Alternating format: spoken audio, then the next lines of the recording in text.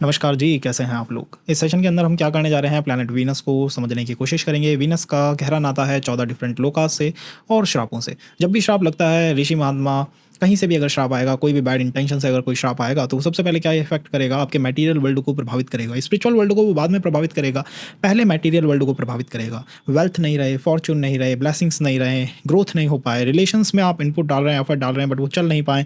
Marriage में जो problems हैं वो शुक्र की वजह से आ सकती हैं। शुक्र किसी श्राप से तो पीड़ित नहीं है। सो चार्ट मैचिंग का जब कॉन्सेप्ट बनता है कि मेरा चार्ट और सामने वाले का चार्ट, उससे पहले का कॉन्सेप्ट है कि मेरा चार्ट, मेरे चार्ट में तो कुछ ऐसा नहीं है कि भाई चला ही नहीं पाएंगे, कोई ना कोई समस्या वाला प्लैनेट बैठा हुआ है। कहीं हम इनडायरेक्टली अनकॉन्शियसली उसी प्लैनेट को तो चैनलाइज नहीं कर रहे। Call it ego issues, ego tussles आ जाती हैं चीज़ों को चलाने में। और शुक्र संबंध का कारक है, ये रिलेशंस का कारक है। आप इंटरव्यू में कैसा परफॉर्म करेंगे, लोगों के साथ कैसा कम्युनिकेट करेंगे, किसी भी फ्रेंडशिप को आप किस तरह से चला पाएंगे, शुक्र आपको बताएगा। शुक्र की प्लेसमेंट को देख के समझा जा सकता है कि क्या तो पर्सन इनपुट करेगा और क्या उसको आउटपुट मिलेगा।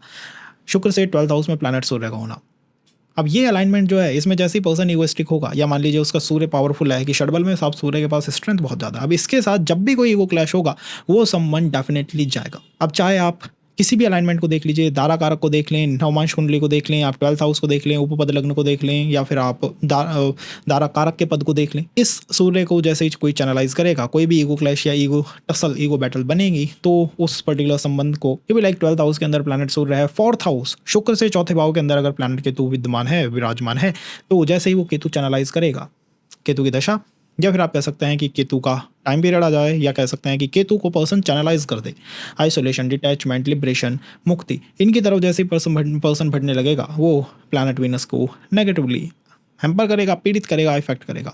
शुक्र बहुत सेंसिटिव प्लैनेट है गाइस। प्लैनेट वीनस अपने आप को जुपिटर के सम रखता है, जुपिटर के इक्वल रखता है, और एक्चुअली डिफरेंट लोकास पे शुक्र और जुपिटर का ही कंट्रोल है। अपर लोकास के ऊपर जुपिटर का कंट्रोल है, लोअर लोकास के ऊपर शुक्र का कंट्रोल है। इसी के साथ जुपिटर और शुक्र जो है वो सेम पावर को रखता है। वीनस के पास एक पावर है संजीवनी विद्या, कोई मर गया तो उसको जिंदा कर देगा, लाइक अमृत का संचार होता रहता है जुपिटर की तरफ से। दोनों के पास इक्वल इक्वल टाइप की पावर है, बट शुक्र की पावर संजीवनी विद्या, किसी के मरण के बाद उसको जिंदा कर देना। जिंदा कर देना, ब्रिंग बैक टू लाइफ का मतलब है मटेरियल वर्ल्ड में उसको वापस ले आना। इसीलिए औषधियाँ, मेडिकल, पूरा मेडिकल सिस्टम जो है वीनस के अधीन है। वीनस का इम्पैक्ट बहुत ज़्यादा पड़ता है मेडिकल के ऊपर, एजुकेशन के ऊपर। किसी भी पर्सन को ब्रिंग बैक टू लाइफ जो होगा ना, कि जीवन उसके अंदर संचार जीवन का कौन करता है, प्लैनेट शुक्र करता है। D1 चार्ट पूरी तरह से शुक्र के अधीन है, और D9 चार्ट जो है हमारा, वो जुपिटर के अधीन है। D9 इज ऑल अबाउट आपका स्पाउस कह लीजिए, या आप आपके आध्यात्मिक जर्नी कह लीजिए, उस पर जुपिटर का इम्पैक्ट बहुत गहरा पड़ता है, और शुक्र का बहुत गहरा इम्पैक्ट पड़ता है D1 चार्ट के ऊपर। आप शुक्र की राशियों को देखिए ना, 2nd हाउस के अंदर दूसरी राशि है, और 7th हाउस के अंदर सप्तम राशि है। टर्निंग पॉइंट आता है लाइफ में, 2 टर्निंग पॉइंट है। The first is your family, the second house is your family, your ecosystem, कि आपको कितना स्ट्रॉन्ग इकोसिस्टम और कितनी स्ट्रॉन्ग फैमिली मिली है। And the second turning point is the marriage. इनके अलावा लाइफ में कोई टर्निंग पॉइंट ही नहीं है। या तो फैमिली ठीक मिल जाए कि साहब शुरू से अब तक जिसके कंट्रोल में थे वो बहुत शानदार लोग थे, या फिर 7th हाउस शानदार मिल जाए, या दोनों ही शानदार मिल जाए कि साहब वहाँ भी मस्त थे और यहाँ पे भी आनंद है। तो शुक्र दोनों ही वर्ल्ड को कंट्रोल करता है, फैमिली को भी और 7th हाउस को भी। तो प्लैनेट वीनस आपको बताएगा कि चीज़ें कैसे चलेंगी आपकी लाइफ के अंदर। कोई भी रिलेशन का चलना, किसी भी संबंध का चलना वीनस के अधीन है। इंटरव्यूज़ के अंदर सफलता प्राप्त करनी है तो वीनस आपका बहुत शानदार होना चाहिए। किसी भी संबंध को चलाना है तो वीनस आपका बहुत शानदार होना चाहिए, किसी श्राप के अंदर तो ना हो। और अगर कोई श्राप है तो उसकी आपको बेसिक आप कहिए अवेकनिंग होनी चाहिए कि ठीक है यार, ये प्लैनेट जो है इसको मुझे चैनलाइज नहीं करना है, इस प्लैनेट की चैनलाइजेशन से मुझे अपने आप को बचाना है। ये जैसे ही चैनलाइज होगा, कोई ना कोई संबंध जो है वो डैमेज, पीड़ा उठाएगा। तो क्या है वो different alignments? The first is planet Venus combust हो जाता है, वीनस रेट्रोग्रेड हो जाता है, वीनस किसी बैड आप कह लीजिए बैड राशिज के अंदर आ गया, या बैड हाउसेज के अंदर आ गया। तो ये कैसे पर्सन को प्रभावित करता है? जैसे कि हमने पहले सेशन के अंदर देखा था, the 2nd house from planet Venus और 12th house from planet Venus जो है वो बहुत ज़्यादा इंपॉर्टेंट है। अगर इन्हीं 2 हाउसेज के बीच में कोई मैलेफिक प्लैनेट आ जाए, या इनके ऊपर किसी मैलेफिक प्लैनेट की दृष्टि पड़ जाए, तो कहीं ना कहीं जो संबंध है, कोई भी रिलेशन जो है वो सस्टेन नहीं कर पाता। बिकॉज शुक्र जो है पाप कर्तृ योग में आ गया। शुक्र बहुत सेंसिटिव प्लैनेट है गाइस। शुक्र वास्तव में बहुत ज़्यादा सेंसिटिव प्लैनेट है। शुक्र इज ऑल अबाउट लाइफ। आपका जीवन जो है वो शुक्र से संचालित होता है। मान लीजिए किसी पर्सन का शुक्र और प्लैनेट राहु एक ट्राइन बना रहे हैं, दैट इज धर्म ट्राइन बना रहे हैं, कि राहु 9th हाउस में है और शुक्र लगन के अंदर बैठा हुआ है। अब यहाँ पर ये राहु क्या ट्राइन बनाने के कारण शुक्र को हेल्प करेगा, ये शुक्र को डैमेज करेगा। This Rahu in the 9th from planet Venus going to damage planet Venus, ये वीनस को डैमेज कर सकता है। अब जैसे ही कोई पर्सन राहु को चैनलाइज करता है, कोई भी रॉन्ग वर्क, रॉन्ग थिंग्स, गलत चीज़ें करना, या आप कह लीजिए कि ज़्यादा ही बहुत ज़्यादा स्पिरिचुअल होने की कोशिश करता है किसी संबंध के अंदर, या ऑकल्ट एंड ऑल की बातें बहुत ज़्यादा करने लग जाता है, तो वो पर्सन उस संबंध को, उस कनेक्शन को स्पॉइल कर देगा या डैमेज कर देगा। अब इसके लिए आपको ना तो दारा कारक का पता होना चाहिए, 7th हाउस का पता होना चाहिए, 7th हाउस के लॉर्ड का पता होना चाहिए, ना नवमांश कुंडली चाहिए, ना ही उपपद लग्नांश चाहिए। जस्ट भाई वीनस के साथ ही दूसरा प्लैनेट किस तरह से अलाइनमेंट कर रहा है कि वीनस को कहीं ये प्लैनेट पीड़ित तो नहीं कर रहा। बिकॉज 9th हाउस के अंदर राहु करेगा क्या, अगर हम शुक्र कुंडली बनाए for understanding the relation, better make a Venus कुंडली, वीनस चार्ट बना लीजिए, शुक्र कुंडली बना लीजिए। कोई शुक्र रिलेशन है, रिलेशन संबंध चलेंगे कैसे, वो शुक्र के ही अधीन है। कोई पर्सन तो कोई और प्लैनेट उठा के ला देगा। 11th हाउस का स्वामी एक मित्र ला सकता है, 7th हाउस का स्वामी एक पार्टनर ला सकता है, दारा कारक एक रिलेशन को उठा के ला सकता है, उपपद लग्न का स्वामी भी एक पार्टनर आपके जीवन में ला सकता है। बट आगे वो चीज़ कैसे चलेगी ये आपको वीनस बताएगा कि भाई आगे इसको कैसे चलाएंगे। ये वीनस के अधीन है, ये वीनस के कंट्रोल के अंदर है पूरी तरह से। तो यहाँ पे क्या हुआ, ये प्लैनेट वीनस और राहु ने एक ट्राइन बना लिया, Venus Rahu in the 9th house. जैसे ही पर्सन राहु को ट्रिगर करेगा, राहु को चैनलाइज करेगा या राहु की दशा के अंदर जंप करेगा या राहु की सब दशा उसको आती हैं, तो ये राहु उसे लग रहा है कि वो मेरे ट्राइन बना के मेरी हेल्प करने जा रहा है। होगा क्या, पर्सन भी लाइक राहु को बार बार रिलेशन के अंदर उठा के लाएगा, या तो कोई चीट पॉल्यूट करने की कोशिश करेगा उसे, या फिर कहीं हो सकता है कोई कर्मा को उठा लाए, गुरु के किसी श्राप को उठा लाए कि गुरु से ही कोई श्राप लगाए। तो जैसे ही वो गुरु बनने की कोशिश करेगा कि अब भाई मैं एक काम करता हूँ, मैं इस संबंध में पर्सन की जगह गुरु टीचर बन जाता हूँ, मैं ज्ञान देने की कोशिश करता हूँ, मैं ऑकल्ट के बारे में अपने ज्ञान को यहाँ उड़े लूँगा, तो वो चीज़ उस संबंध के लिए खतरनाक, हानिकारक और घातक हो सकती है।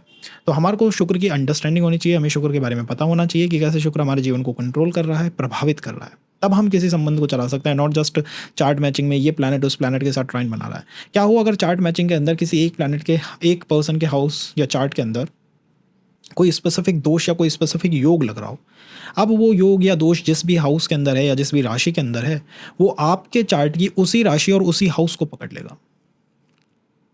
इन सम केसेस कुछ संबंधों में बाहर निकलना पर्सन के हाथ में नहीं होता, वो स्टक हो जाना, उस चीज़ से बाहर ना निकल पाना, वो आपके हाथ में नहीं है। ऐसे ऐसी दोस्तियां हैं, फ्रेंडशिप्स हैं, बस चले जा रही हैं, ना उधर से कोई मैसेज ना इधर से कोई, फिर भी वो चले जा रही है, और उससे बाहर निकलना किसी के हाथ में है नहीं बेसिकली। इज इट, क्या ये प्रारब्ध से बनी हुई है? पर्सन में लाइक कि साहब मेरा प्रारब्ध एक्टिव हो गया इसीलिए पर्सन मेरे जीवन में आया। वेल बेसिकली ये प्रारब्ध से है, बिकॉज प्रारब्ध वो कर्मा है जिन्हें हम इरेज नहीं कर सकते। But at the end this is something very special is happening with your planet Venus. आपके संबंध कारक के साथ कुछ ना कुछ बहुत विशेष हो रहा है आपके चार्ट के बारे में, या तो आपको उसकी अंडरस्टैंडिंग नहीं है, पता नहीं है, और जिसकी वजह से हम थोड़े भूले बिसरे बैठे हैं प्लैनेट को कि भाई इसके बारे में कुछ समझ ही नहीं आ रहा, कुछ पता ही नहीं लग रहा कि ये प्लैनेट किस तरह से बैठा हुआ है। तो ये एक अंडरस्टैंडिंग है जो हमें हमारे वीनस के बारे में होनी चाहिए। अब देखते हैं कि वीनस जो है वो 12 हाउसेस के अंदर, या आप कह सकते हैं D9 के अंदर किस तरह से परफॉर्म करते हैं, किस तरह से आपको प्रभावित करेंगे। शुक्र जितना ज़्यादा आप कह सकते हैं क्वाड्रेंट के अंदर होगा, वो उतना ज़्यादा लॉर्ड विष्णु के साथ कनेक्ट करेगा, और शुक्र जितना ज़्यादा ट्राइन्स के अंदर होगा वो उतना ज़्यादा माता लक्ष्मी के साथ कनेक्ट करेगा। ट्राइन के अंदर बैठा हुआ शुक्र माता लक्ष्मी के साथ कनेक्ट करता है, और लग्न के अंदर बैठा हुआ शुक्र या क्वाड्रेंट के अंदर या केंद्रों के अंदर बैठा हुआ शुक्र जो है वो लॉर्ड विष्णु के साथ कनेक्ट करता है। तो जब भी प्लैनेट वीनस आपका केंद्रों के अंदर आ जाता है तो आपको जुपिटर की तरफ रहना चाहिए। Lord Narayan, Lord Vishnu is all about the upper Lucas, ये आप कह सकते हैं जुपिटर की ऊर्जा है, और माता लक्ष्मी जो है वो सीधी सीधी वीनस की ऊर्जा है, शुक्र की ऊर्जा है। इसीलिए माता लक्ष्मी इज लाइक पाताल निवासनी, तुम पाताल निवासनी। पाताल शुक्र का मेन तल जो है वो पाताल है। राक्षसों का मेन तल कहाँ है? पाताल है।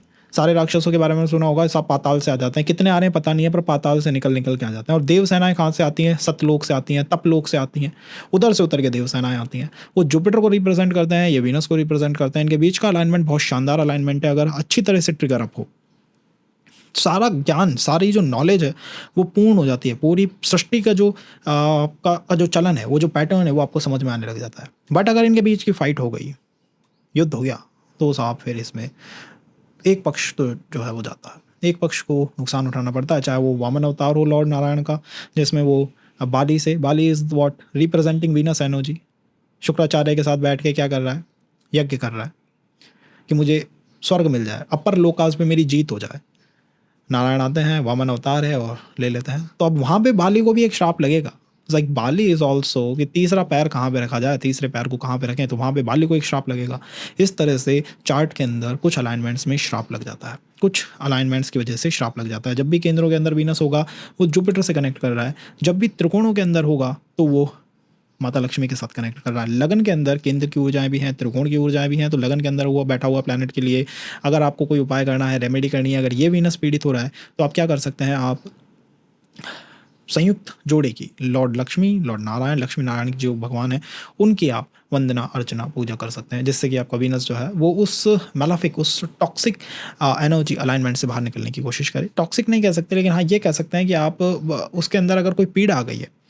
अब पीड़ा कैसे आ सकती है? मरण कारक स्थान। कुछ प्लैनेट होते हैं जो कि अपने मरण स्थान पे रहते हैं, जो जिस पर्टिकुलर हाउस के अंदर जाके बैठते हैं वहाँ उनका क्या होता है, उनकी वो उस हाउस को चलाने की कोशिश ही नहीं करते। जैसे मान लीजिए सूर्य है, अगर वो सूर्य किसी चार्ट के 12th हाउस के अंदर जाके बैठ गया तो वो सूर्य उस 12th हाउस को चैनलाइज करने की कोशिश ही नहीं करेगा, वो वहाँ पे जाके मरण अवस्था में आ जाता है।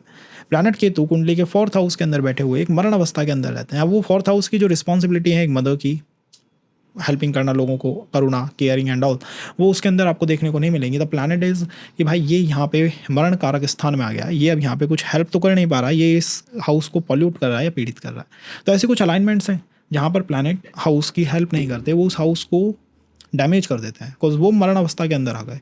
इसे दूसरी तरह से आप समझें तो अगर प्लैनेटरी वॉर हो रही है, दो ग्रह हैं, दोनों के बंदे हैं, दोनों के बीच में अगर ग्रह युद्ध छिड़ गया है कि साहब इस प्लैनेट का उस प्लैनेट के साथ एक युद्ध हो रहा है। अब इस युद्ध में क्या होगा, ये जिस भी हाउस के अंदर होगा वो हाउस पीड़ित होगा।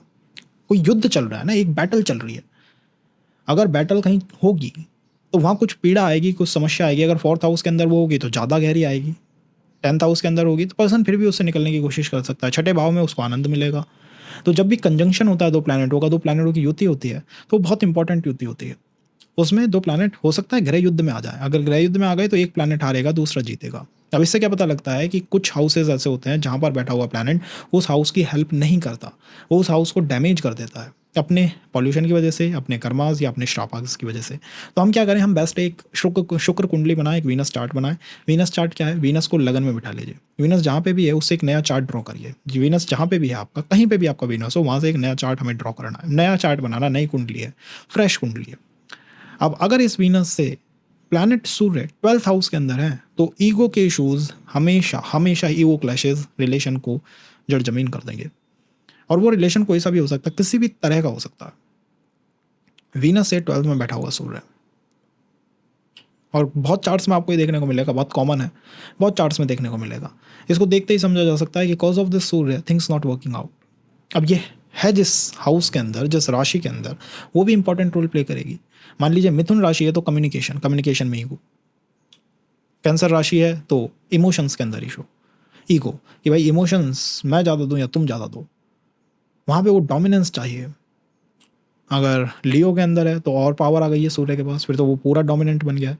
तो इस सूर्य को आपको देखना चाहिए, कहीं इस सूर्य की कोई दशा तो नहीं आ रही, इस सूर्य का कहीं कोई सब दशा तो नहीं आ रही, या ये सूर्य कहीं षडबल के अंदर बहुत पावर को एक्वायर करके तो नहीं बैठा हुआ है। अब ये तीन चीज़ें हो गई, दशा भी है, पावर भी है, और साहब इसने पोजीशन भी वो ले ली है। अब आप जैसे इसको चैनलाइज करोगे, कोई भी कनेक्शन, रिलेशन, फ्रेंडशिप उठ के जैसे, या इंटरव्यू, इंटरव्यू के अंदर also comes the ego issues sometimes. एक ही क्वेश्चन पे पर्सन अटक गया, वो उसे मूव ही नहीं कर रहा, वो अटक गया उस पर, अब उसको अपना ईगो सेटिस्फाई करना है। होगा क्या, ego issues, battle, clashes, and ये क्लैशेज जो है शुक्र को डैमेज कर देंगे, वो संबंध जो है वो आगे नहीं चल पाएगा। तो चार्ट मैचिंग में ये तो एक पॉइंट देखना ही देखना चाहिए कि सामने वाला भाई इस चीज़ को हैंडल अप कर लेगा या नहीं कर लेगा, या अवेकनिंग होनी चाहिए कि भाई ये प्लैनेट इस तरह का है तो इस प्लैनेट रिगार्डिंग कुछ उपाय करें। सूर्य के क्या उपाय हो सकते हैं? सूर्य के सारे उपाय जो हैं टेम्पल्स के अंदर परफॉर्म करने चाहिए। जैसी राशि, जैसा हाउस, वैसा उसका उपाय। मूल कुंडली जो आपका बेसिक बर्थ चार्ट है उसमें भी आप देखिए सूर्य की पोजीशन किस हाउस के अंदर बैठा है, उसके अंदर क्या तत्व है। ये तो शुक्र कुंडली है जो आपने अभी बनाई है, शुक्र कुंडली। आपने इसमें देख लिया कि ठीक है साहब, सूर्य जो है वो 12th हाउस के अंदर बैठा हुआ है। अब हमें बेसिकली बनानी क्या है, शुक्र कुंडली, बेसिक चार्ट। हमें अपना मूल चार्ट भी हमारे पास होना चाहिए। उसमें हमने देख लिया कि हमारा सूर्य किस हाउस और किस अलाइनमेंट पे है, किस हाउस के अंदर बैठा हुआ है, उसके अंदर वहाँ से ही तो वो तत्व आ रहे हैं ना, वो ऊर्जा तो उसे वहीं से मिल रही है। तो वो जब भी ईगो क्लैशेस होंगे वो पर्सन उन्हीं चीज़ों पे जंप करेगा। मान लीजिए किसी का सूर्य 2nd हाउस में है, ईगो क्लैशेस में पर्सन इज लाइक मेरी फैमिली ऐसी है, मेरा कम्युनिकेशन ऐसा है, मैं हर इंसान को सपोर्ट करता हुआ चलता हूँ, इन चीज़ों से वो पर्टिकुलर रिलेशन जो है वो डंप हो जाएगा, मैं बहुत अकेला हूँ। अब अगर कोई इंटरव्यू में ऐसे सवालों पर अलझ जाए तो कितने ही राजयोगास हों, वो राजयोग फलित कहाँ हो पाएंगे, बिकॉज उसने तो उस प्लैनेट का साथ ले लिया जो खुद ही कह रहा है कि मैं MKS में हूँ, मरण का स्थान में हूँ। So the second planet is planet Ketu. Ketu all about detachment, isolation, liberation. तो केतु तो कहीं से हेल्प करेगा ही नहीं किसी संबंध को चलाने की, बट अगर शुक्र कुंडली में केतु की एक स्पेसिफिक पोजीशन आ गई है, तब वो जाकर रिलेशन या संबंधों को हर्ट करता है। केतु के बारे में है कि भाई केतु हर समय ही संबंधों को हर्ट करेगा, बट ऐसा नहीं है।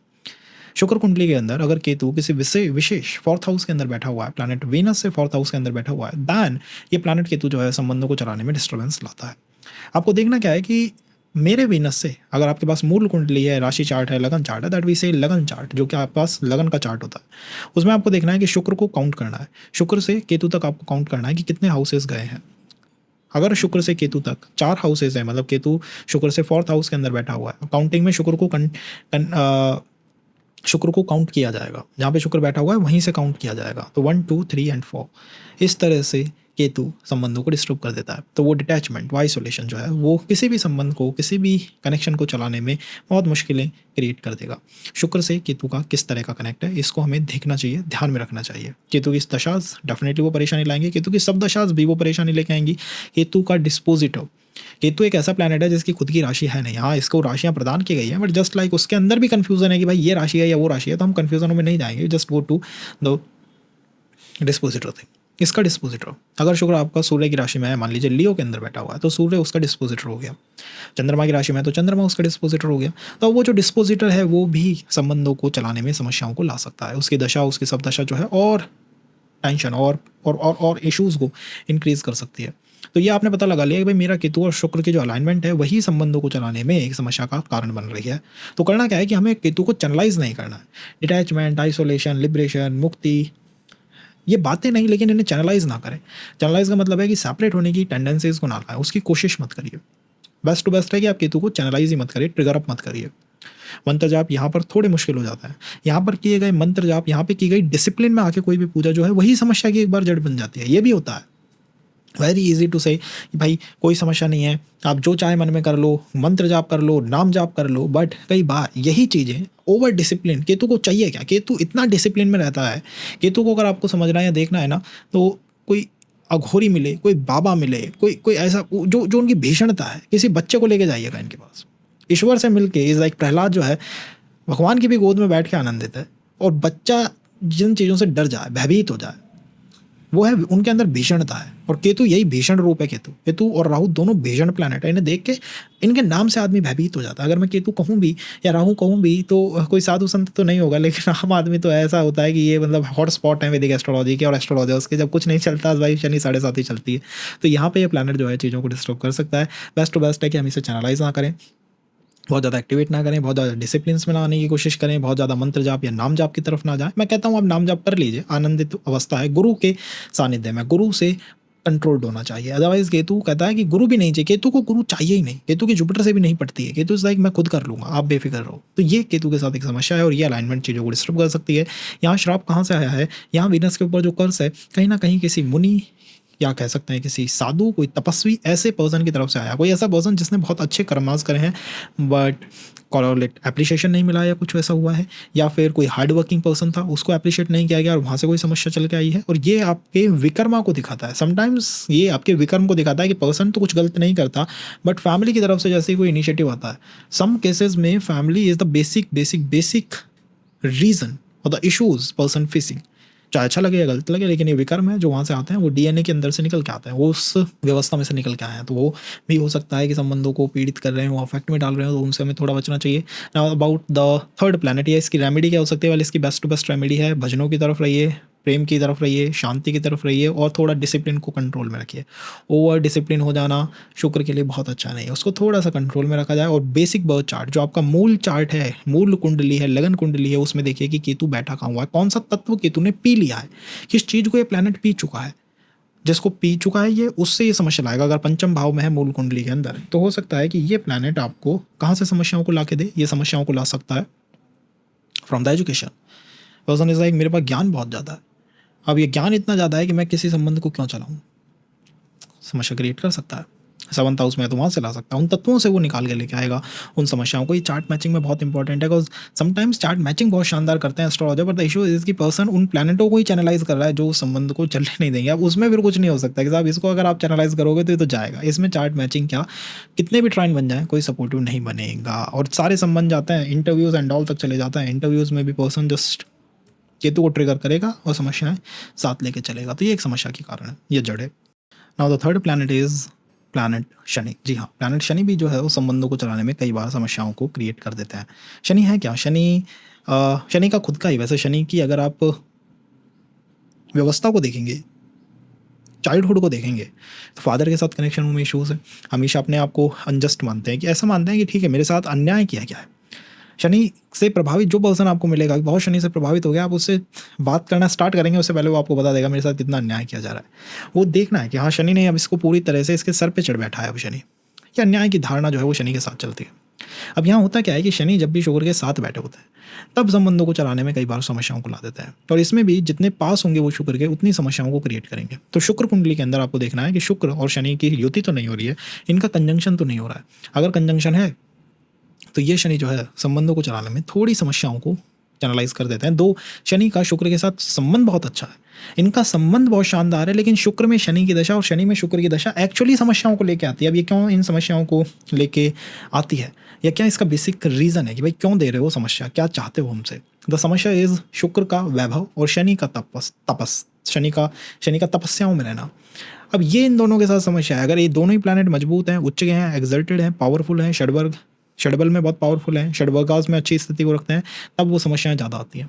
ये उल्टा है, थोड़ा सा उल्ट व्यवस्था है शनि और शुक्र की। पर्सन कई बार आते हैं लोग, शुक्र में शनि की दशा चल रही है, दोनों मित्र हैं, दोनों शानदार हैं, मजबूती क्यों नहीं मिल रही है? द रीज़न इज़ दोनों का नज़रिया, देखने का तरीका अलग अलग है। तो यहाँ ये जो शनि है ये भी एक श्राप दे रहा है शुक्र को। ये वैभव का श्राप है, भाई तुम वैभव के अंदर आके अपने बेसिक कर्मास को, कर्तव्यों को भूल जाते हो। और जब भी ये बनेगा ना, संबंधों में समस्या की जड़ क्या बनेगी या कारण क्या बनेगा? द प्रोफेशन, या फिर प्रोफेशन के अंदर समस्याएं आने लग गई हैं आपको, या प्रोफेशन कई बार होता है कि भाई इन लॉज ने अप्रिशिएट नहीं करा, एक्सेप्ट नहीं करा cause of the profession, cause of the work ही आपका ऐसा है, उसकी वजह से नहीं करा। तो अब यहाँ से एक श्राप जनरेट हुआ है, यहाँ से एक वो जो मैलेफिक इंटेंशन है, किसी को हर्ट करा है, तो वहाँ से एक श्राप तो आएगा ना, वहाँ से एक मैलेफिक एनर्जी तो निकलेगी। और वो एनर्जी क्या है कि ठीक है, अगर तुम ऐसा कुछ करोगे तो प्रोफेशन में तो इश्यूज आ जाएंगे, या फिर प्रोफेशन में ओवर वर्क आने लगेगा, एक ज़्यादा से ज़्यादा काम आ रहा है, इतना काम आ रहा है कि फिर अब ये चीज़ चल नहीं पा रही है। तो ये एक समस्या की जड़ है। समस्या के यहाँ कारण क्या बने हैं? शुक्र का शनि के साथ होना। जो युति हमें बहुत शानदार लग रही थी, उस युति ने अपना एक अलग रूप दिखाया है कि तुमने उसको अपने अपने अपने रिलेशन को, अपने संबंधों को समस्या में डालने का कारण बना लिया है। और ये संबंध है, ये आपका रिलेशनशिप भी है, ये इंटरव्यू भी है, ये फ्रेंडशिप भी है। यहाँ पर पर्सन हो सकता है योगी टाइप का हो जाए, अगर शनि पावरफुल है तो वो योगी बन जाएगा। अब योगी का दूसरों से क्या संबंध है? वो आराम से रहता है, अपने ही भवन में रहता है, अपने वर्ल्ड में रहता है। इंटरव्यू में भी अगर उससे कुछ सवाल पूछा जाएगा, उसे नहीं पता, लाइक ठीक है नहीं पता मुझे, मेरे कोई फ़र्क नहीं पड़ता। ये योगियों की मूल आदत होती है, उन्हें फ़र्क ही नहीं पड़ता। तो यहाँ ये समस्या का कारण बन गया है। शनि का डिस्पोजिटर, उसको भी आपको चेक करना है कि वो कौन सा प्लैनेट है। इनकी जब दशास लगेगी, sometimes the relation never turn to this thing और दैट थिंग, क्योंकि आपने जब तक वो दशा थी, मैलेफिक दशा थी, वो डिस्कनेक्ट कर लिया।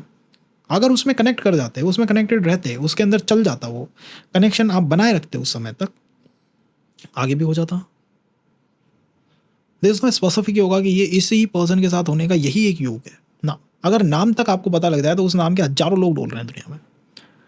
तो इशू कहाँ आया कि वो जो समस्या का टाइम था, उस टाइम तक वो संबंध नहीं चल पाया, उसके अंदर वो नहीं चल पाया। तो शनि की जैसे ही दशा सब दशा आती है, या शनि का डिस्पोजिटर शनि जिस राशि में है, शुक्र जिस राशि में है, उनका जो स्वामी है उसकी दशा सब दशा आती है, तो वहाँ वो समस्याओं का कारण बन सकता है। शनि की आदत है, जिस भी प्लैनेट के साथ होते हैं उस प्लैनेट को अपने चंगुल में ले लेता है।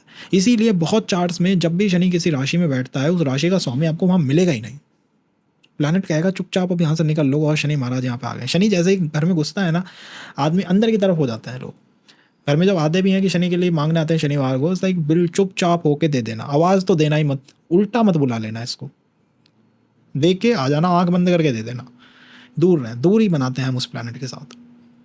यहाँ ये श्राप का कारण बन जाता है। किसी तपस्वी को समस्या देना, किसी योगी को समस्या देना, किसी ऐसे पर्सन को जो कि बहुत हार्ड वर्किंग है और उसको आप अप्रिशिएट ना करें, कोई ऐसे गलत कर्माज आपने करे हैं जिससे कि अंकल पक्ष या फिर फादर पक्ष दुखी हुए हैं, तो वहाँ से एक श्राप चैनलाइज हो गया है और ये आपको प्रभावित कर रहा है। अब इस अवस्था में अगर आप देखेंगे तो हो सकता है अंकल पक्ष या फादर पक्ष किसी की स्थिति डांबाडोल मिल सकती है, किसी का जो अवस्था है वो डांबाडोल हो सकती है, या ये शनि वक्री हो सकता है। कुछ ऐसा आपको देखने को मिलेगा कि ये बस मेरे ही साथ नहीं है, ये कुछ ऐसा है जो कि फैमिली के अंदर भी हवा में है, चल रहा है। That is the ego thing. The ego, किसी के को हार्डवर्क को अप्रिशिएट ना किया जाना, एक समस्या का जन्म दे देता है, कारण बन जाता है। तो ये भी एक शुक्र का श्राप है जो कि संबंधों को चलाने में बहुत दिक्कत करता है। अब हुआ क्या, आपने चार्ट मैचिंग बहुत शानदार कर ली, बट आपको ये प्लैनेट का नहीं पता, अब इसकी दशा, इसकी सब दशा, या फिर इसका जैसा व्यवहार करना कि एक ऐसा पर्सन जो कि इतना प्रोफेशनल है कि वो अपने घर को ध्यान ही नहीं देता, वो 12-1 बजे घर आता है, 3 बजे घर आता है, अब लो, अब चला लो इसके साथ संबंध। वो काम तो अच्छा कर रहा है ना अपने प्रोफेशन में, बट उसने शुक्र पे ध्यान ही नहीं दिया। तो ये एक समस्या की जड़ बन जाता है, समस्या का कारण बन जाता है। 3 प्लैनेट हमने कवर करे हैं। The fourth planet is planet Rahu. Rahu को अब हम देखते हैं। तो राहु भी एक नोड है, छाया प्लैनेट है। छाया पावर ही इसकी शैडो की पावर है, जिसके साथ बैठता है उसको पकड़ लेता है। अब यहाँ होता क्या है कि राहु जब भी नवम में आता है शुक्र से, राहु अगर नवम में है कहीं पे भी, किसी के भी चार्ट में, मूल चार्ट के अंदर, तो वो एक कमजोर प्लैनेट है। राहु नवम में स्थिर नहीं रह पाता। समस्या क्या है इस प्लैनेट के साथ, ये नवम भाव जो है वो गुरु का भाव है, और गुरु से इसका एक विरोध आपको देखने को मिलेगा। राहु अपने स्तोत्र में कहता है कि मैं आधी रात पे सबसे पावरफुल, राहु सबसे पावरफुल आधी रात में होता है, मिड नाइट में होता है। उस समय शनि नहीं, उस समय राहु पावरफुल है। शनि शाम के टाइम पावरफुल होता है। राहु कहता है मैं आधी रात में पावर प्राप्त करता हूँ। आधी रात कहाँ होती है चार्ट में? चौथे भाव में। और आधा दिन कहाँ होता है? मिड डे कहाँ होता है? दशम भाव के अंदर। तो राहु का नवम या दशम भाव में, उसमें भी नवम भाव के अंदर शुक्र से होना संबंधों को पीड़ित कर देता है। आपने शुक्र कुंडली बना लिया, आपने वीनस को उठाया, वीनस से एक कुंडली बना ली, जैसे चंद्र कुंडली या सूर्य कुंडली बनाते हैं। या आप क्या काम करिए कि आप शुक्र से ही नाप लीजिए कि राहु कहाँ बैठा हुआ है। शुक्र से राहु को नाप लीजिए, शुक्र से काउंट कर लीजिए राहु को। नवम में जैसे ही आएगा वो क्या करेगा? वो संबंधों को चलाने में डिस्टर्बेंस लाएगा। यहाँ होता क्या है, पर्सन पॉल्यूट करने पे आ गया है संबंध को। या वो चीट मारेगा, चीट कर सकता है, या फिर क्या कर सकता है, वो कोशिश कर सकता है कि ऑकल्ट या अध्यात्म का बहुत गहरा ज्ञान या कुछ बहुत गहरी रिसर्च जो है अपने पर्सन को बताना शुरू कर दे कि मेरे पास इतनी गहरी कोई रिसर्च है, इतनी गहरी कोई ताकत है। ऑकल्ट की पावर है, एस्ट्रोलॉजी की पावर है, आप कहिए मेरे पास तो ज्ञान के भंडार हैं। अब ये चीज़ उस संबंध को चलाने की जगह उस पर्सन को टेरराइज कर देगी। अब जब कोई पर्सन टेरराइज हो जाएगा और आप राहु की दशा में है, राहु की सब दशा में है, या आप राहु को चैनलाइज कर रहे हैं, साहब मैं बार बार बताऊंगा, कितना ही मेरे को मना कर लो मैं बताऊंगा। अब यही अगर कोई पर्सन करने लग जाएगा तो फिर वो संबंध जो है चलने में समस्या झेलेगा, प्राप्त करेगा। तो ये एक बेसिक समस्या है प्लैनेट राहु की, कि जब भी ये शुक्र से नवम में आता है, शुक्र से 9th में आता है, तो ये अपने आप को पीड़ित पाता है कि साहब बहुत गलत कर दिया, बस बस बस डिस्टर्बेंस कर दिया। तो यहाँ ये एक समस्या है शुक्र की और प्लैनेट राहु की। इनका कनेक्शन हो तो इसको बेस्ट टू बेस्ट है किस तरह से चैनलाइज करें कि आप शुक्र को ज़्यादा एक्टिवेट ना करें, राहु को एक्टिवेट ना करें, ऑकल्ट की, अध्यात्म की गहरी बातें, मतलब किसी को टेरराइज ना करें। राहु से डर लगता है, राहु बहुत भीषण प्लैनेट है, इसका फियर जो है बहुत इंटेंस है। इसके फियर से आदमी चकित हो जाता है, चिंतित हो जाता है। तो आप राहु को चैनलाइज ही मत करिए, ठीक है? एक ऐसा प्लैनेट है, बने रहने दीजिए। राहु की दशा सब दशा में आ गए हैं तो कोशिश करिए संबंध को चलाएं। राहु के डिस्पोजिटर को देखिए कि राहु का डिस्पोजिटर कौन है, किस राशि में राहु बैठा हुआ है, उस राशि का स्वामी। अब भाई अगर ये प्लैनेट दशा में आ गया तो वहाँ चीज़ डिस्टर्ब होंगी। अब किसी का इंटरव्यू है, मान लीजिए वो पढ़ी उस दिन गया जब राहु की दशा चल रही है और राहु शुक्र से 9th में बैठा है। अब आप क्या कहेंगे उस इंटरव्यू वाले पर्सन से? जस्ट भाई ये राहु को मत ट्रिगर अप करना, सामान्य पे रहना। कहीं तुमसे एक सवाल पूछा जाए और तुम उस सवाल की बिल्कुल PhD कर डालो। सिविल्स में, बेसिक इंटरव्यूज़ में, कहीं पे भी बहुत बार होता है कि एक सवाल पूछा जिसका आंसर बेसिक देना था, द पर्सन इज, मैंने इस पे PhD कर रखी है, अब आप मेरा जवाब तो सुनिए। अब सामने वाला उससे भयभीत है, वो भीषणता उसने देख ली कि यार ये बहुत आदमी भीषण आदमी है। भीषणों के साथ संबंध कौन बनाएगा, तो उसमें चिंता आ जाती है। तो इस प्लैनेट से थोड़ा हमें सावधान रहना चाहिए, थोड़ा बचना चाहिए, या इस अलाइनमेंट को ट्रिगर ना करें। बेस्ट टू बेस्ट है कि ठीक है साहब एक प्लैनेट है, बना रहने दीजिए चार्ट में, और उसको आप ट्रिगर अप ना करें। यहाँ समस्या कहाँ से आई है? यहाँ या तो किसी गुरु के साथ आपका श्राप लगा है, गुरु से कोई श्राप है, या गुरु ने कुछ करा है जिसकी वजह से चार्ट पीड़ित है, या पर्सन ने गुरु को चीट, कुछ ना कुछ गुरु से स्पेसिफिक हुआ है। इन लोगों की अगर लाइफ में भी अगर आप देखोगे तो गुरु के साथ संबंध जो है थोड़े अचरज भरे संबंध मिलेंगे। गुरु वो नहीं देते जो प्रॉमिस करा है, या मैंने गुरु को चीट कर डाला, या मैं बिन बताए गुरु की सिद्धियों का यूज़ कर रहा हूँ, या मैं सिद्धियों और इनमें लगा हुआ हूँ। तो ये चीज़ें डिस्टर्ब करती हैं संबंधों को। इनका इफेक्ट कहाँ आया उस श्राप का? मटेरियल वर्ल्ड पे। जो हुआ था स्पिरिचुअल डायमेंशन में, उसका इम्पैक्ट मटेरियल पे कैसे आता है? वो इस तरह से आता है। जो गलती दिख नहीं रही, हवाओं में है, मतलब वो दिख तो नहीं रहा, जैसे इंटरनेट है दिखाई नहीं दे रहा आपको, बट वो है, डिवाइस उसको पकड़ पा रही है, तो वो संबंध को पीड़ित कर रहा है। और ये संबंध केवल रिलेशनशिप नहीं, ये संबंध लोगों के साथ संबंध है। और प्लैनेट उठा के एक पर्सन ला देता है। 7th हाउस का स्वामी है, पार्टनर ला देगा। 11th हाउस का स्वामी है, मित्र ला देगा। 6th हाउस का स्वामी है, इंटरव्यू करा देगा। 5th हाउस का स्वामी है, रिलेशनशिप ला देगा। लेकिन वो चलेगी या नहीं चलेगी, वो आगे उसमें क्या होगा, ये शुक्र के अधीन है। शुक्र के बिन कोई संबंध चल नहीं सकता। शुक्र के विदाउट अगर शुक्र को आप वाइप आउट कर दो, कोई भी पर्टिकुलर रिलेशन टस से मस नहीं हो सकता, चाहे चंद्रमा कितनी भी पावर लगा ले। शुक्र संबंधों को चलाता है, ये राक्षसों से संबंध चलाता है। शुक्राचार्य राक्षसों को जाके ज्ञान देते हैं। ये पावर की, ये पावर है इस प्लैनेट की। चंद्रमा की बात आई है तो अनदर प्लैनेट इज चंद्रमा प्लैनेट। मून कैसे चीज़ों को चलाएगा? वेल, मून अगर शुक्र से एट्थ हो, अगर मून शुक्र से एट्थ हो गया तो यहाँ ये चंद्रमा समस्याओं का जड़ बन जाएगा, समस्याओं का कारण। आपने एक शुक्र कुंडली बनाई, शुक्र से एट्थ हाउस में देखा कि भाई अष्टम भाव में कहीं चंद्रमा तो नहीं है, या शुक्र से अष्टम तक काउंट कर लीजिए, शुक्र को इंक्लूड करना है, शुक्र को इंक्लूड करना है काउंटिंग में। शुक्र से एट्थ में कहीं मून तो नहीं आ गया, अब ये षडाष्टक कह सकते हैं। बट ये जो प्लैनेट है मून, जब भी मून किसी प्लैनेट से अष्टम जाता है तो वो प्लैनेट मून उस हाउस को, उस पूरे के पूरे बर्थ चार्ट को, जो वर्क है उस बर्थ चार्ट का, उसको वो कमज़ोर कर देता है। नवमांश कुंडली में भी अगर चंद्रमा उठ के आपके एट्थ हाउस में आ गया तो नवमांश का जो वर्क है ना, उसको वो खा जाता है। चंद्रमा तरलता है, इमोशंस के अंदर जो लुब्रिकेशन है वो चंद्रमा है। एक रिलेशन शुक्र है, उसके अंदर जो लुब्रिकेशन है, उसके अंदर जो सामंजस्य आता है, जो सॉफ्टनेस आती है, वो शुक्र नहीं चंद्रमा से आती है। चंद्रमा उसे सॉफ्ट बना देता है, उसमें प्रेशर नहीं लगाना पड़ता, उसके अंदर एक सॉफ्टनेस आपको महसूस होती है। अब यहाँ हुआ क्या कि शुक्र से चंद्रमा अष्टम में आ गया। अष्टम का चंद्रमा क्या होता है? डार्क हो जाता है, अंधेरे में छुप जाता है, अंधेरे के अंदर आ गया ये चंद्रमा। फोर्थ हाउस में अगर ये चंद्रमा होता तो बहुत शानदार तरीके से चलाता, शुक्र के साथ होता तो और शानदार तरीके से चलाता, बट अब ये अष्टम में आ गया। अब यहाँ पर इसने एक श्राप दे दिया शुक्र को। ये फीमेल्स जनरेटेड श्राप है, ये स्त्री से जनरेटेड श्राप है, स्त्री जनित श्राप है ये, जिसमें एक को बचाने में शुक्र आपसे कम उम्र की फीमेल्स को दिखाता है और चंद्रमा आपसे अधिक उम्र की फीमेल को दिखाता है। इस पर्सन के जीवन में, पिछले जीवन में कोई ना कोई ऐसी व्यवस्था बनी है जिसमें कि फीमेल मीन्स हो सकता है कि wife versus the outer female, मतलब मिस्ट्रेस आप कह सकते हैं, या फिर आप घर में कहें तो वाइफ वर्सेस मदर, ऐसे कॉन्सेप्ट्स बने हैं। और यहाँ वही कॉन्सेप्ट्स जो हैं वो संबंधों को चलाने में दिक्कत कर रहे हैं। तो स्त्री जनित श्राप है, इसीलिए समटाइम्स चंद्रमा, भाई ये तो बहुत शानदार स्वीट सॉफ्ट प्लैनेट है, ये तो इमोशंस का प्लैनेट है, उसकी दशा चल रही है, पर्सन इज भाई नहीं चल पा रहा है ये संबंध, ये कनेक्ट नहीं चल पा रहा, और उसके अंदर वो लिब्रिकेशन है ही नहीं, रफनेस है। कोई इंटरव्यू दे रहे हो, वहाँ अगर वो रफनेस आपके स्पीच में दिखाई दे गई, चंद्रमा है ही नहीं शुक्र के साथ, वो तो अष्टम में छुप गया चंद्रमा, अंधेरे के अंदर है। तो यहाँ आपको चंद्रमा को चैनलाइज नहीं करना है, उसको ट्रिगर अप नहीं करना है। ट्रिगर अप करने का मतलब है कि जितना हो सके अपने आप को शॉर्ट बना के रखिए, अपने आंसर्स को, अपने कम्युनिकेशन को शॉर्ट बना के रखिए। लॉन्ग कम्युनिकेशन करेंगे, लॉन्ग बातें करेंगे, कॉल्स पे रहेंगे, तो उसके अंदर आपको वो इमोशंस डालने होंगे। अब अगर इमोशंस पर्सन कह रहा है कि मेरे भाई है नहीं, तो वो आप कहाँ से डालेंगे? तो यहाँ से ये स्त्री जनित जो श्राप है वो बन जाता है।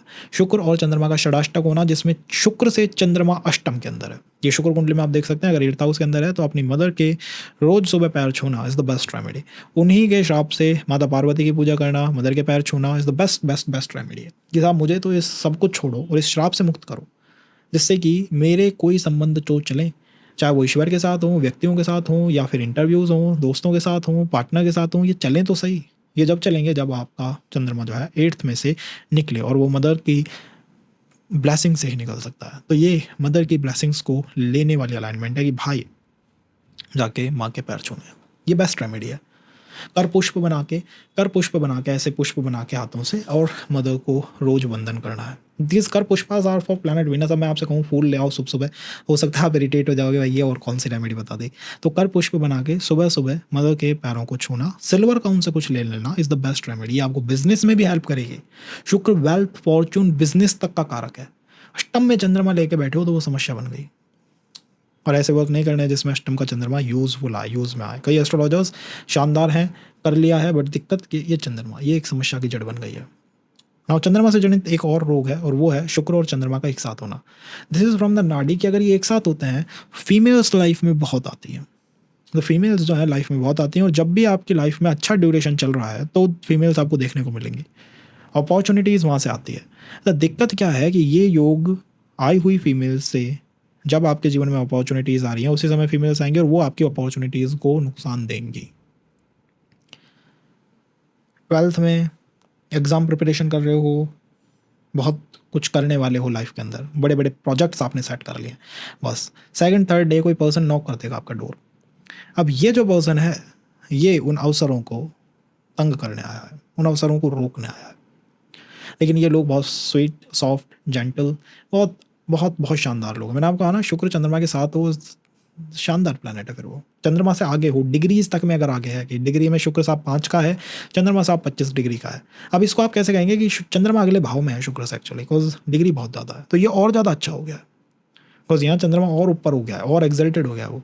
तो ऐसे लोग संबंधों को बहुत शानदार तरीके से चला सकते हैं। But again the issue is कि यहाँ पे जो आएगा पर्सन, वो आपकी अपॉर्चुनिटीज़ को डैमेज कर सकता है, आपके अवसरों को कमज़ोर कर सकता है और अवसरों को ख़त्म कर सकता है। इसीलिए ये पर्सन ऐसे लोग हैं जो कि किसी संबंध को चलाने में पूरा अपने आप को समर्पित कर देता है, लगा देता है। लेकिन हाँ, अगर जन्म अमावस के आसपास का है, पूर्णिमा का है, अमावस के आसपास का, नॉट पूर्णिमा, अमावस के आसपास का है, तो थोड़ा ध्यान रखना चाहिए, उस वहाँ थोड़ा इनका ईगो जो है वो सुप्रीम होता है। फिर इनके ईगो को अगर डिस्टर्ब कर दिया, वो कनेक्शन फिर जाएगा, उसके अंदर फिर बचाव नहीं है। तो ये एक बात है जो प्लैनेट के रिगार्डिंग है। Now about planet planet planet planet Mangal. Mangal कैसे वर्क करता है? वेल, मंगल अगर शुक्र से 7th हो तो ये शुक्र को थोड़ा डैमेज कर देता है। मंगल का शुक्र से 7th होना शुक्र की डैमेज का कारण है, शुक्र को ये पीड़ित कर देता है, थोड़ा प्रभावित कर देता है। तो बेस्ट टू बेस्ट है कि मंगल और शुक्र जो है वो समसप्तक ना बनाए। कुंडली में कैसे देखना है? शुक्र से काउंट कर लीजिएगा मंगल तक, 7th हाउस से अगर है शुक्र इंक्लूडेड है काउंटिंग में तो एक समस्या का कारण है। अगर इंक्लूडेड नहीं है, मतलब शुक्र कुंडली आपके पास है, तो वो फिर 7th में अगर मंगल आ गया तो वो एक समस्या का कारण बन जाता है। इंटेंस एनर्जीज फ्लो होने लगती हैं रिलेशन के अंदर। अगर इसकी इंटेंसिटी को नहीं झेला जाए सही टाइम पे, नहीं ट्रिगर अप करा जाए सही टाइम पे, तो वही संबंधों को चलाने में सबसे बड़ी समस्या का कारण बनता है। चार्ट मैचिंग एंड ऑल सब ठीक है, बट यहाँ पर शुक्र और मंगल का एक जो श्राप है वो यहाँ जनित हुआ है। और वो श्राप क्या है कि पिछले लाइफ में हो सकता है कि डिफरेंट लोगों के साथ जो है संबंध बनाने की कोशिश की गई है, और इसकी वजह से आज के समय में अगर एक ही पर्सन के साथ संबंध चलाने की बात आती है तो उसमें इंटेंसिटी इतनी फ्लो होती है कि वो फिर टिक नहीं पाता। ये एक यहाँ पे मूल समस्या का कारण है। वीनस और प्लैनेट मंगल का समसप्तक होना, 1/7 के एक्सेस में होना, ये मूलतः समस्याओं की जड़ है, समस्याओं का कारण है। और इससे चार्ट को आई थिंक प्रोटेक्ट करना चाहिए, सेफ गार्ड करना चाहिए, बचा के रखना चाहिए। इतनी इंटेंसिटी वहाँ नहीं डालनी चाहिए और लॉर्ड हनुमान जी की तरफ रहना चाहिए, हनुमान जी की पूजा करनी चाहिए। बिकॉज एट द एंड ये श्राप ऐसे लोगों से जनरेट होकर आया है जो यहाँ पे कोई चीटिंग एंड ऑल की व्यवस्था बनी है। इसीलिए मंगल शुक्र का समसप्तक होना या एक साथ होने को अच्छी तरह नहीं लिया जाता। जैसे देखते ही कह देते हैं कि भाई ये तो अलग अलग कनेक्शंस के बारे में बात करता है, बट ऐसा कुछ नहीं है। यहाँ पर हुआ क्या है कि पर्सन ने एनर्जीज बहुत ज़्यादा इन्वेस्ट करी है, उसने ऊर्जाओं का सदुपयोग नहीं करा। तो ऊर्जाओं का सदुपयोग करना, और अब आप इसे समझिएगा कि एट एक एज के अंदर ऊर्जाओं का सदुपयोग बहुत आवश्यक हो जाता है। तो जब ऊर्जाओं का सदुपयोग नहीं किया जाता है, एनर्जीज को सही तरीके से चैनलाइज नहीं किया जाता है, तब ये एक समस्या बनती है। ये भी समस्याएं जो है संबंधों को चलाने में हानिकारक हैं। तो इसे आप आराम से देख सकते हैं अपने चार्ट के अंदर। अगर यह है तो क्या व्यवस्था है? लॉर्ड हनुमान जी की पूजा करना, जिससे कि ऊर्जा कंट्रोल में रहे, संतुलित रहे। और जिम्स एंड ऑल में जाइए, बट उसको ज़्यादा शो ऑफ ना करिए, बिकॉज मंगल को जब आप बहुत शो ऑफ करते हो तो भी एक समस्याओं का कारण बन जाता है। जितना ज़्यादा उसको अपने अधीन रखोगे उस ऊर्जा को, उस शक्ति को, उतना आपके लिए बेस्ट है। जितना उसका शो ऑफ और ट्रिगर अप करोगे उतना वो संबंधों को पीड़ित करेगी। तो यहाँ पे वीनस और मार्स 1/7 का एक्सेस। इसके अलावा I think planet Jupiter, but Jupiter और मंगल ये जो है वो बहुत कम प्रभावित करते हैं, बहुत कम पीड़ित करते हैं। लेकिन जुपिटर भी अगर शुक्र से 3rd हाउस के अंदर आ गया या अष्टम के अंदर आ गया तो दोनों में वो समस्याओं का कारण बन जाता है, 3rd पे या अष्टम से। बिकॉज अष्टम के अंदर बैठा हुआ जुपिटर करता क्या है कि वो शुक्र से एक युद्ध में है। शुक्र कह रहा है तुम मेरे सम हो, मेरे इक्वल हो, और जुपिटर कह रहा है नहीं मैं तुमसे युद्ध करूंगा। दो जुपिटर ने एक शुभ कर्तरी योग लगा रखा है, इसलिए चीज़ें यहाँ पे बैलेंस्ड है। अष्टम का जुपिटर फिर भी चीज़ों को बैलेंस कर देता है, बट वो युद्ध जो है वो बरकरार है और वो चालू है। और युद्ध क्या है कि कोई गुरु से कोई श्राप है, या फिर मटेरियल में बहुत ज़्यादा हो, स्पिरिचुअल के अंदर नहीं हो, तो जुपिटर कह रहा है कि तुम स्पिरिचुअल में क्यों नहीं आते, वो समस्या का कारण है। ये दो एक पॉसिबल पॉइंट हो सकता है। 3rd हाउस जो है अष्टम से थोड़ा उल्टा है। अष्टम भाव जो है वो तो अष्टम है ही, उसके अंदर तो वो चीज़ें हैं ही जिन्हें आप जानते हैं। अगर आप 8th से काउंट करोगे तो 3rd हाउस जो है अष्टम पे पड़ता है, और अष्टम में बैठा हुआ जुपिटर शुक्र पे शुभ कर्तरी भी नहीं लगाता कि अब तो युद्ध बहुत इंटेंस युद्ध है, और वहाँ शुभ कर्तरी भी नहीं है। तो 3rd हाउस के अंदर बैठा हुआ जुपिटर ज़्यादा समस्याओं के जड़ बन जाता है, समस्याओं का कारण बन जाता है। बिकॉज वो शुभ कर्तरी को भी नहीं लगा के बैठा, उसने कहा शुभ कर्तरी भी दे दो, अब तो बस बैटल का टाइम जो है वो चल रहा है। तो यहाँ ऐसी व्यवस्थाओं से बचना चाहिए, संबंधों से बचना चाहिए जिनके अंदर आप महसूस करें कि यार मटेरियल वर्सेस स्पिरिचुअल कुछ होने लगा है, या फिर मैं एक स्पिरिचुअल पर्सन हूँ ही नहीं। तो एक साइड पे ही आपको रहना चाहिए। दोनों को प्राप्त करने की कोशिश करोगे तो फिर कितनी भी चार्ट मैचिंग करा लो, भाई जब अपना ही प्लैनेट नहीं बन रहा, जब अपना ही सिक्का खोटा निकल गया, तो दूसरे से तो क्या कहना कि मेरा तो खुद का ही सिक्का खोटा है, मैं तो खुद से ही पीड़ित आदमी हूँ। तो यहाँ पे जुपिटर की वजह से ये समस्याएं हैं। ये किसी न किसी ऋषि, किसी तपस्वी, किसी ऐसे पर्सन को द्वारा दिया गया श्राप जिसको आपने मटेरियल से चिढ़ाया है। तो मटेरियल का यहाँ बहुत शो ऑफ नहीं करना चाहिए। जो चीज़ आपके पास है उसे अपने पास बना रखिए। शो ऑफ करना, किसी किसी साधु संत को चिढ़ाना, किसी मुनि को चिढ़ाना, उससे इरिटेट करना ठीक नहीं है, बहुत ठीक नहीं है। बिकॉज यहाँ पे वो अपना ये सिक्का जो है खोटा हो जाएगा, कोई संबंध चल नहीं पाएगा। जुपिटर की दशा सब दशा के अंदर समस्या आ जाती हैं संबंधों में। क्यों होती है? बिकॉज जो जुपिटर कह रहा है मैं नहीं चलाऊंगा, मैं तो युद्ध कर रहा हूँ तुमसे। तो कम्युनिकेशन चाहे आप जो भी कह लो, आप अच्छे से अच्छा कह लो, लेकिन वो लिया आपके अगेंस्ट ही जाएगा कि भाई ये कम्युनिकेशन ही मेरे अगेंस्ट कर रहा है, ये मेरे अगेंस्ट कोई प्लानिंग कर रहा है। समटाइम पर्सन, मैंने पुखराज पहना, जैसे ही पहना समस्या आ गई। बिकॉज आपने क्या करा, एक बैटल चल रही थी चार्ट में वीनस और जुपिटर की। आपने क्या कहा, जुपिटर मैं तेरा सपोर्ट कर देता हूँ। अब हमें यह महसूस नहीं होता, लेकिन प्लैनेटों के अंदर जीवन है, हम प्लैनेटों से आए हैं। अगर हमारे पास 1% ऑफ बुद्धि है, 1x बुद्धि है, तो प्लैनेटों के पास 1000x बुद्धि है। तो उसने कहा कि भाई ठीक है यार, ये इनडायरेक्टली मेरा सपोर्ट कर रहा है, मेरे दुश्मन का सपोर्ट है, तो मैं अब इसको नहीं चलने दूंगा। तब वो संबंधों में, स्पाउस रिलेशन के अंदर समस्या का कारण बन गया। तो चार्ट को सीधा देख के हम कह सकते हैं कि भाई इस प्लैनेट की दशा तो नहीं आ गई, कहीं ये प्लैनेट सब दशाओं में तो नहीं है, कहीं इस प्लैनेट को आपने ट्रिगर तो नहीं कर दिया। ट्रिगर का मतलब है कि किसी पर्सन को आपने चिढ़ा दिया। यही अलाइनमेंट ले लीजिए, आप गए किसी साधु के पास, तब मंदिर में जाते हैं, और साधु से ही आप बदतमीजी से बोल गए, या आपने उसको चिढ़ा दिया कि देखो साधु महाराज मेरे पास कितना कुछ है। तो वो एक्चुअली उसकी इंटेंशन ऐसी पड़ी है कि उसने कहा श्राप दे दूंगा मैं तुम्हें। यहाँ इससे बचना चाहिए। आउट प्लैनेट वीनस, अगर वीनस अस्त हो गया है तो अस्त वीनस का मतलब होता है कि सूर्य के साथ डिग्री जो है बहुत ज़्यादा क्लोज आ गई है प्लैनेट की। आपको ये देखना है कि कहीं ये सूर्य के साथ एक युद्ध में तो नहीं लग गया है, प्लैनेटरी वॉर तो नहीं हो गया है दोनों के बीच। मान लीजिए शुक्र जो है 5 डिग्री का है, सूर्य 6 डिग्री का है, 6 से भी कम है। अब यहाँ पे दोनों के मध्य एक युद्ध चल रहा है, प्लैनेटरी वॉर चल रही है, रस्सा कसी चल रही है। उधर से सूर्य रस्सी को खींच रहे हैं, इधर से वीनस खींच रहे हैं, और यहाँ वीनस हारेंगे। डिग्री कम है प्लैनेट की, तो वीनस की हार यहाँ निश्चित है। अब ये हारा हुआ प्लैनेट वीनस ज़्यादा खतरनाक है। अस्त तो शुक्र और बुध ये होते रहते हैं, ये अमूमन ही अस्त से आपको मिलेंगे, हर समय नहीं, लेकिन हाँ अस्त मीन्स कॉमन है। कॉज वीनस 48 डिग्री इधर उधर दोनों तरफ नहीं जा सकता शुक्र से, तो आपको वीनस शुक्र के बहुत आसपास ही मिलेगा। दिक्कत यहाँ क्या हुई है कि दोनों प्लैनेटों में रस्साकसी चल गई है। अब हो गया है युद्ध, और ये युद्ध जो है वो खतरनाक है।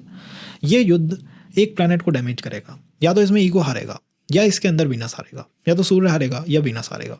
पावर, स्टेटस, ईगो सूर्य है, वीनस भोग विलास वीनस है, शांति, कामनेस, पीस होना ये वीनस है। अब यहाँ एक प्लैनेट की हार निश्चित है, एक प्लैनेट का को पीड़ित होना है। अगर यहाँ शुक्र पीड़ित हो गया है तब संबंधों में समस्या आएगी। तो ऐसा अस्त प्लैनेट समस्या देता है। अदरवाइज अस्त का मतलब है इंट्रोस्पेक्शन में आना, और हर संबंध में आदमी इंट्रोस्पेक्शन में तो रहता है। एट अ पॉइंट भाई वो ये तो सोचेगा ना मुझे क्या मिल रहा है क्या नहीं मिल रहा है, तो उसको कोई समस्या का कारण नहीं कहा जा सकता कि भाई तू यही मत सोच कि तुझे ऐसा तो हो ही नहीं सकता कि आदमी ना सोचे। मानव है तो इतना तो सोचेगा ही, उसके पास बुद्धि है। लाइक भाई मुझे क्या मिल रहा है क्या नहीं मिल रहा है। लेकिन हाँ समस्या कब आती है, जब रस्साकसी चल जाती है, तब समस्या बन जाती है। तो आपको ये देखना है कि कहीं दोनों के बीच में कोई बैटल तो नहीं हुई पड़ी है, कोई युद्ध तो नहीं चल रहा है वीनस का सूर्य के साथ। वो एक समस्या की जड़ है। और इसको कैसे हम वैसे देख सकते हैं फैमिली के अंदर, तो फैमिली के अंदर अगर अंकल या फिर फादर दोनों में से आप देख लीजिएगा, अगर कहीं मैरिज में इश्यूज आपको दिखते हैं, संबंधों में समस्या दिखती है, तो इसका मतलब है कि दो प्लैनेटों के बीच में रस्साकसी है, शुक्र और सूर्य के बीच में। ये एक बहुत ईजी पॉइंट है। इसीलिए फैमिली में हमको एजेस के अंदर हमने लाइक ठीक है भाई यहाँ रस्साकसी थी, संबंधों में इश्यूज थे, और वो हमें आज भी पीड़ित कर रहे हैं। तो ये वीनस का एक युद्ध है जो कि सूर्य के साथ चलता है। सेकंड इज जिस भी प्लैनेट के साथ प्लैनेटरी वॉर होती है उसको तो आपको देखना ही चाहिए। शुक्र अगर प्लैनेटरी वॉर में है और युद्ध ग्रह युद्ध में हार गया वो, तो वो प्लैनेट श्राप में है, वो शुक्र श्राप के अंदर है। ग्रह युद्ध में हारा हुआ शुक्र श्राप के अंदर आ जाता है cause of the other planet, cause उसने उसको हरा दिया। एक युद्ध था उसके अंदर वो हार गया है, और ऐसा श्राप में अंदर आया हुआ प्लैनेट, पीड़ित प्लैनेट, संबंधों को चलाने में समस्या की जड़ बन जाती है, कारण बन जाता है। इसीलिए वीनस और चंद्रमा का एक साथ होना समटाइम्स, अगर डिग्री डिफरेंस बिल्कुल कम है और दोनों युद्ध में है, तो मदर इन लॉ, आपकी मदर इन लॉ आप कह लीजिए, या आपकी खुद की मदर ही किसी संबंध को चलाने में इशू बन जाती है। पीपल लाइक मेरी मदर मेरे दोस्तियों को भी नहीं चलने देती। आपने जस्ट लाइक भाई वीनस और चंद्रमा का कोई ग्रह युद्ध तो नहीं चल रहा है तुम्हारे चार्ट में, तो ये एक बात है।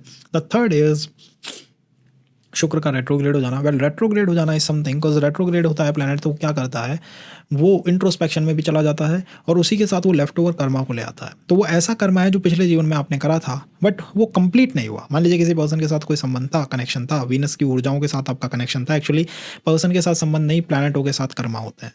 तो यहाँ वीनस रेट्रोग्रेड का मतलब है शुक्र के साथ कर्मा है। अब शुक्र के साथ कर्मा का मतलब है किसी संबंध को चल रहा था लेकिन आपने कुछ ऐसा करा कि वो बीच में कट गया, अधूरे में कट गया।